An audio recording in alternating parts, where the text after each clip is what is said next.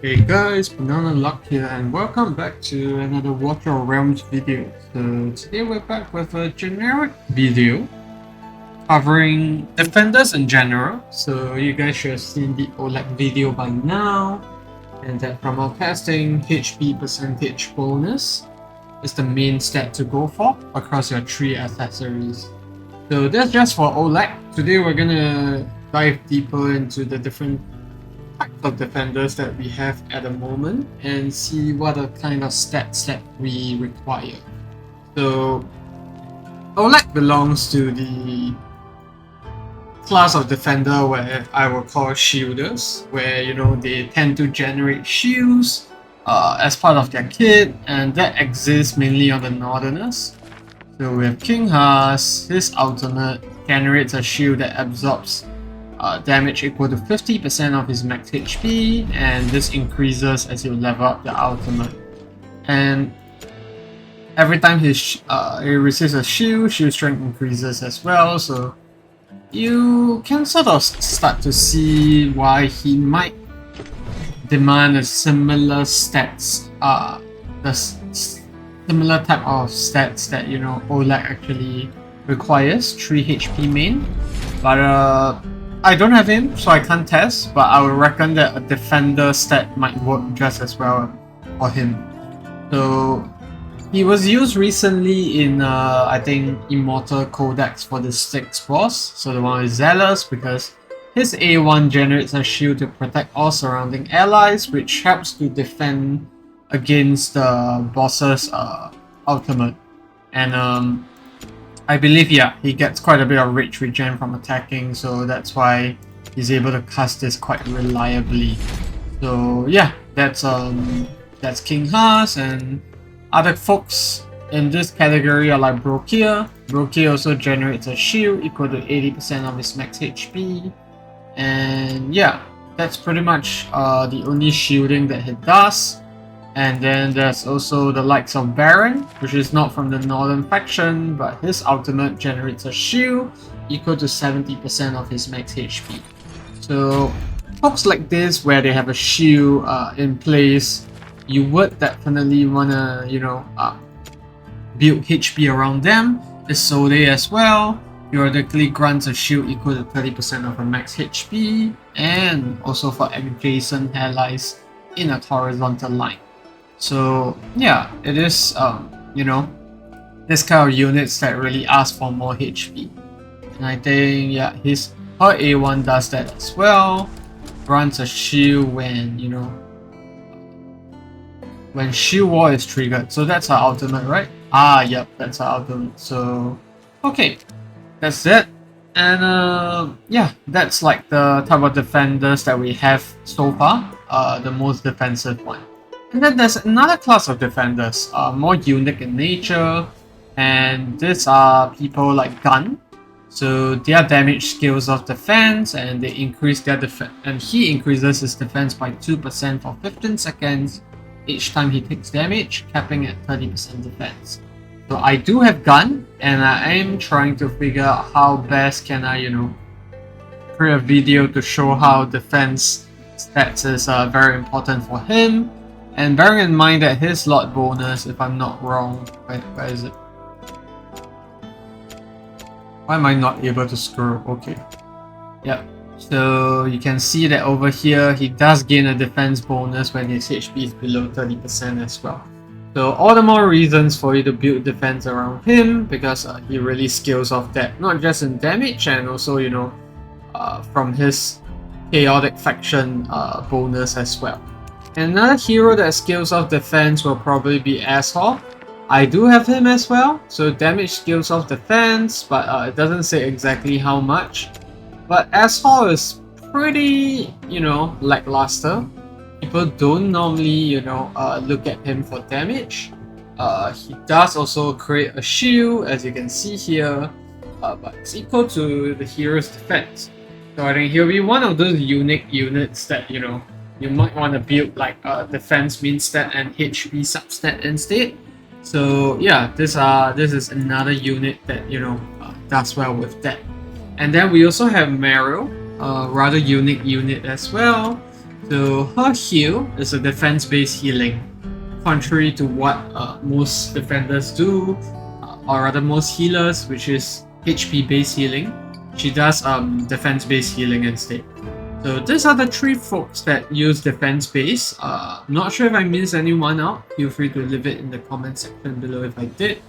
But yeah, those are the type of units that typically will want to run defense as a main stat, and I'll definitely test gun out in a more detailed video to showcase that. And then last but not least, we have defenders who are not really defenders. Who am I talking about? They are the Lords actually. Two of them are Lords. So we have Toreador. So Toreador is a defender, but I do use him in Gear 8 too when I first started out.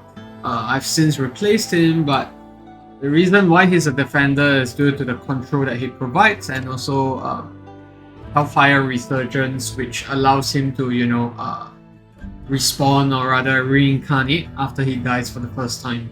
But if you look at the rest of his kit, you will start to see that this guy isn't really cut out to be a defender.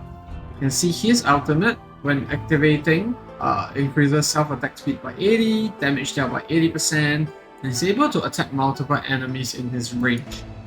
And then there's also a 20% chance for him to launch an AoE damage attack, and also inflict them with stun, and yeah. And then there's also, what do you call that? Over here, each attack of his actually does defense reduction to, units that are hit by it. So another one of those unique, defenders that don't really do defense. So for Toreador, you'll probably build him with HP and damage. If you really want him to attack, I think Sobal Arcana with crit rate and crit damage could work out really well. I believe his base stats are quite decent. See, okay, not really decent, but average. But yeah, that's how I would build him if I was using him as that. But I've always built him as a defender with just HP main stat, but he could go another way as well with crit rate and all. So that's Toreador. The other unit worth talking about, is Captain Rift. So a lot of people got him last year during the event. I was still free to play, so I missed out on him. But he's another one of those defenders that you don't really want to build defensive stats on.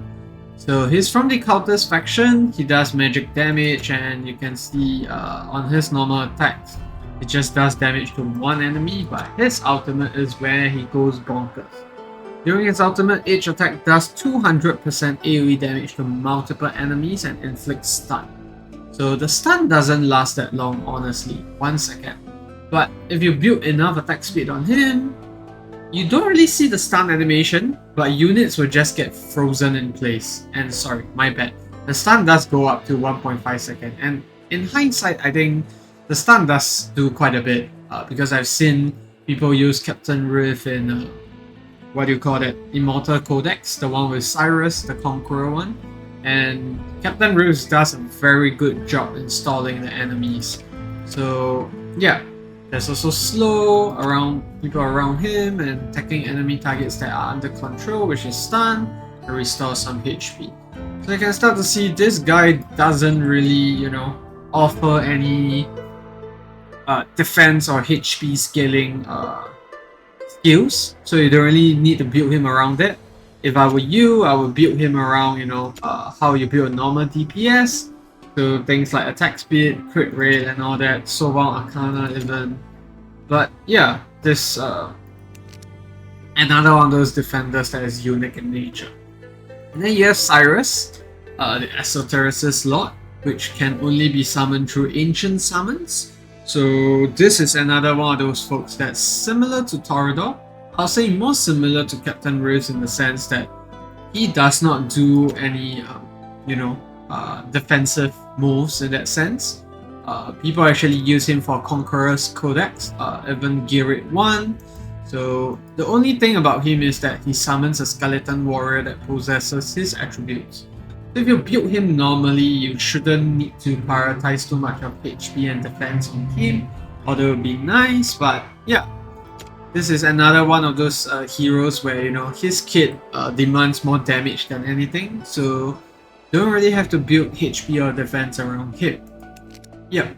And then last but not least, there's Constance. So Constance is, you know, Dolores 2.0. She does well in areas where, you know, there's no range, there's no platform tiles. So she does inspiration as well, and she does healing too with her basic attack. So once again, it's an attack-based healing, so you don't really need to build HP around her. Typically, you will want to build attack around her. So yeah, another one of those defenders where, you know, the standard HP or defense stat, you know, attributes don't really matter to her. So we've covered 3 areas. The shielders that require, you know, HP stats, the unique defenders that have defense scaling abilities, and then we also have the unique defenders that do attacks. Then we also have, you know, units that are just your usual defenders. Think of people like Regulus. So nothing really in the sense of, you know, around HP or defense. He just tanks, and he has unyielding state as well. And then there's also people like Orim. Orim is in a weird state. I would think that people that build him want to build damage around him, but he should be able to do a good job tanking if you need him too. So another one of those normal defenders. Then there's Titus, which I recently featured during the Infernal Trials. Livin, Evelyn, Adef. So these folks, I would normally build them with 2 HP main stat, 1 defense main stat. I think that should work well in most of the content that you will go after. But yeah, pretty long video. So 4 types of defenders, the HP based one, which is those with shields, defense scaling ones, which is like Gun, Asshole, and, you know, as well as Mario. And then we have the defenders who are actually fighters in the nutshell: Cyrus, Constance, Captain Riz, and Torador. And then your usual defenders like Regulus and Titus. But that's gonna be it for the video, guys. I hope it was a helpful overview in terms of defenders, what you should go after, what stats should you look out for. There'll be more to come, obviously, as we start testing other defenders to see how well they scale off certain stats. But that's gonna be it for the video today. If you enjoyed the content, feel free to leave a like, subscribe, and, you know, it really helps out on the video. And, you know, feel free to leave a comment if you have any questions below, and I'll see you in the next video. Goodbye.